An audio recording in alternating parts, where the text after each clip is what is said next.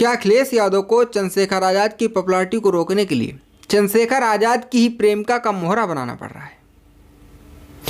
क्या आपने कभी सोचा था कि जिस डॉक्टर रोहिणी घावरी को चंद्रशेखर आजाद ने कथित तौर पर प्यार और शादी के नाम पर धोखा दिया, अब वही अखिलेश यादव के साथ हाथ मिलाकर चंद्रशेखर आजाद की राजनीति की लंका लगाने जा रही है। ये सिर्फ राजनीति नहीं है, ऐसा लग रहा है कि जैसे ये बदले का कोई ब्लूप्रिंट तैयार किया जा रहा हो जो पेरिस और इटली में तैयार हुआ है।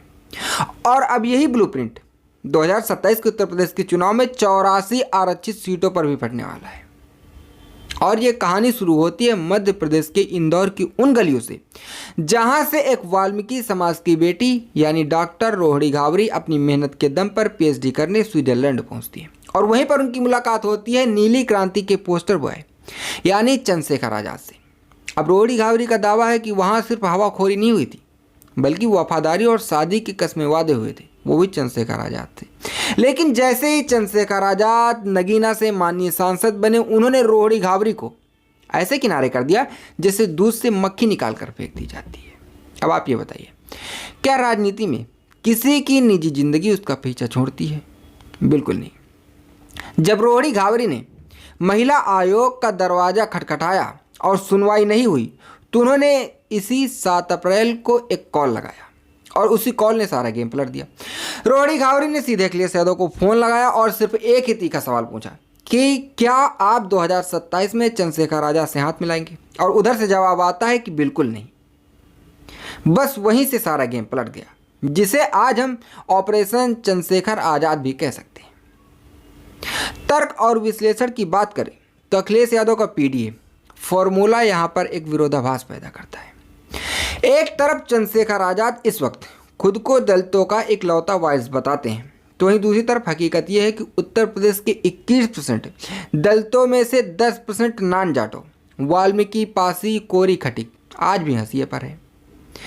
अब रोहिणी घावरी का दावा है कि दलित राजनीति के नाम पर सिर्फ जाटो समाज को मलाई मिली।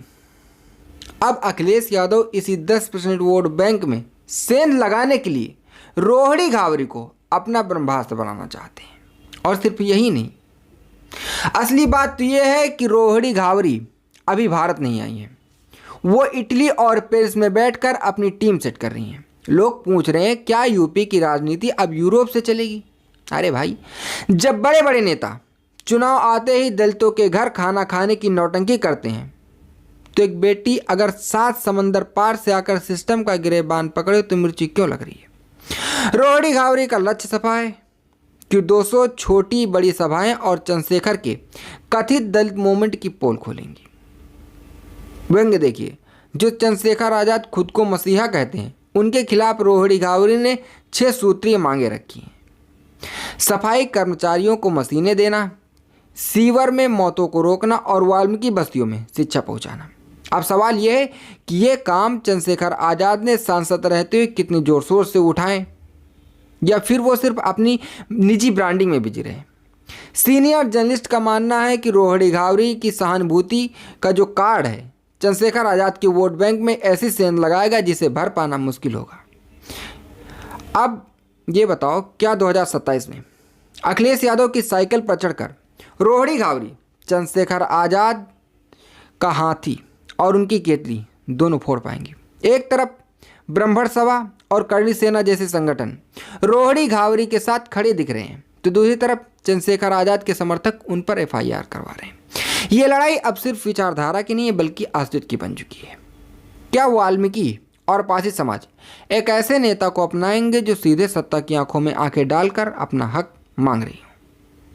सस्पेंस अभी बरकरार है। जून में जब रोहिणी घावरी स्विट्जरलैंड से लखनऊ की धरती पर कदम रखेंगी तब असली चुनावी घमासान शुरू होगा। ये स्क्रिप्ट सिर्फ एक चुनावी तैयारी नहीं है बल्कि उस आखिरी आदमी की आवाज़ दबाने की कोशिश है जो आज भी मैला ढोने और हंसिए पर जीने को मजबूर है। चंद्रशेखर आजाद इस वक्त दलितों की सबसे बड़ी आवाज़ बनकर उभरे हैं। चंद्रशेखर आजाद जहाँ भी कहीं भी, सिर्फ उत्तर प्रदेश नहीं पूरे भारत में जहाँ भी कहीं पर भी दलितों के साथ बर्बरता होती है तुरंत पहुँच जाते हैं और ये उसी आवाज़ को दबाने की कोशिश की जा रही है। याद रखिए, जब गिरेबान पर हाथ पड़ता है तभी सिस्टम जागता है। फिलहाल चंद्रशेखर आज़ाद के लिए अब चुनौती सिर्फ विपक्ष नहीं बल्कि उनकी अपनी परछाई है, जो रोहिणी घावरी के रूप में उनका पीछा कर रही है। आप क्या सोचते हैं, क्या रोहिणी घावरी का आना 2027 की बाजी पलट देगा? अपनी राय कमेंट में जरूर लिखिए, क्योंकि ये बवाल अभी और बढ़ने वाला है।